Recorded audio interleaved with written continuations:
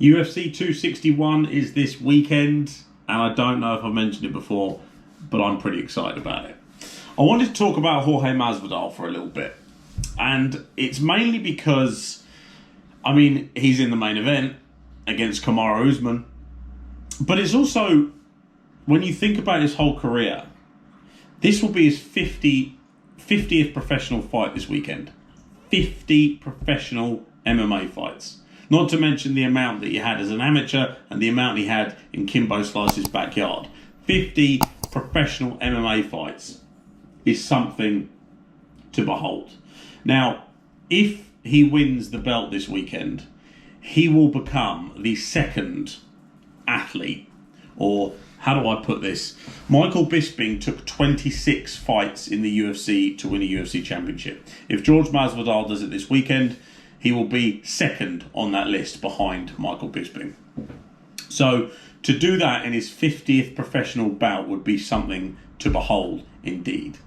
It won't be easy as he takes on Kamaru Usman. When we think back to Jorge Masvidal's 2019, he of course had the knockout win over Ben Askren, he had the knockout win over Darren Till, and he had the TKO victory over Nate Diaz. He then fought once in 2020 against Kamaru Usman, and of course took the fight on 6 days' notice. You do think that if he didn't take that fight, perhaps he wouldn't have fought in 2020 at all. It was a weird year, we'll put that to one side, but he goes into 2021, and we're already in April, and he's fighting Kamaru Usman again.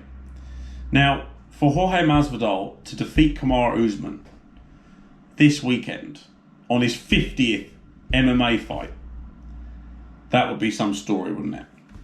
And from a guy whose career had been in the UFC, kind of a spattering of wins and losses, really, but anytime he lost, it was either controversial or it was a decision.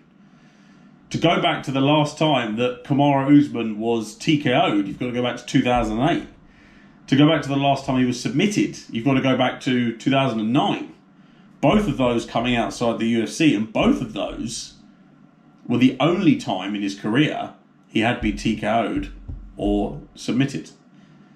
And that's in another organisation at the start of his MMA career. So when it's all said and done and the story's told about Jorge Masvidal, I just hope and pray that there is a title at the end of it. And I know the BMF exists, but it's not a title. It's not a world title. It's a sort of gimmick title, but not, I buy into it, I enjoyed it, I loved it, I want to see something like that again.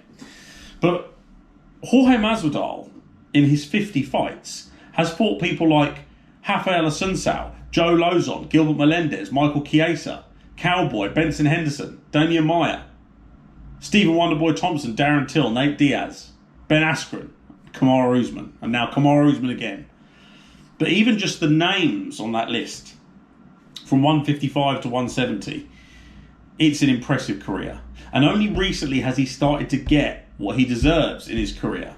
And you can go back to a few different fighters or athletes inside the organisation, and in fact anywhere, is unless you make a bit of noise, unless you're a little bit controversial, unless you've got something to say, people won't listen.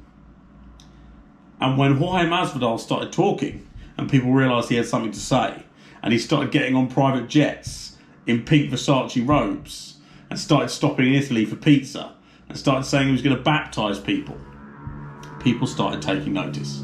And that reminds me of Chael. No one cared about Chael. His performances, good, bad, indifferent, until he gave people something to talk about, until he started to speak. And it's the same with Masvidal. Now, when you look outside of those two people, their performances in the cage didn't really change. They still had some TKO victories. They still had some losses. Chael still had some really impressive performances and some really bad performances. Masvidal, when you go through his career, some impressive performances, some not so impressive performances. But people care now because he's given us something to listen to and something to talk about. And that is what it's all about. So when it's all said and done, Will Jorge Masvidal have a UFC belt around his waist? Because you've got to think, if it's not going to happen this weekend, it's probably not going to happen at all.